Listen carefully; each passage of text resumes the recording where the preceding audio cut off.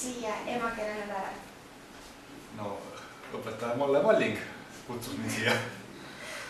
Aga loomulikult toob siia ka huvi sellest Võru asjast ikkagi kõnelda, laiemalt teadvustada seda inimestele, et noh, lõppude lõpus ega ju koolinoored on nagu ühiskonna tulevik ja kui inimesed sellest nagu noores eas teada saavad, et võru keel on olemas ja ikka ka rabeleda ja veebelejada, et ega see siis ju nagu võru keelele ka tulevikus kahjulik ei saa, et pigem kasulik.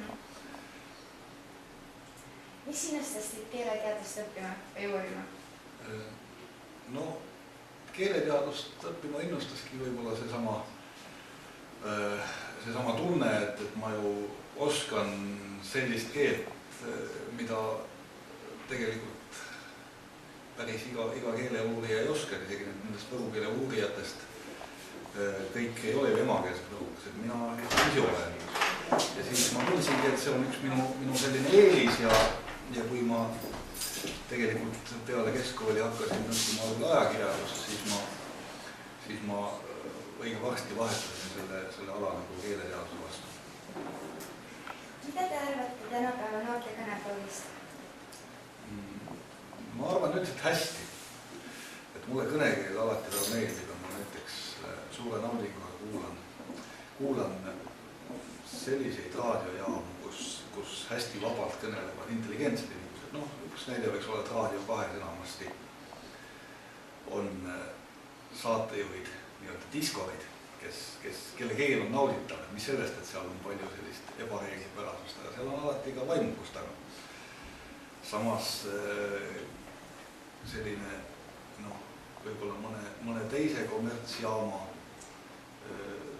raadiodiskori keelt ma nii väga ei naudi, sest see sisaldab kõik sellist liiga palju jäljendamist, tal ei ole nagu originaalseid mõtteid seal taga, nii et see, et keel on kuidagi vaba ja laenab igast maailma otsast midagi, see on tegelikult keele loomulik seisund, aga tähtis on ka see, et siiski see mõte seal taga oleks huvitav ja originaalne. Ja mis tulevikku ennustate eesti keelel? No eesti keele tulevik ei ole väga tume, aga muidugi mingisugused ohud on siin olemas. Näiteks üks kõige suurem oht on see, et eesti keelest võib saada keel, milles ei saa enam korralikku kõrgharidust või ei saa igal Eestis elamiseks olulisel alal kõrgharidust. Selline oht on olemas. Samas ma arvan, et nagu eesti keel sellise,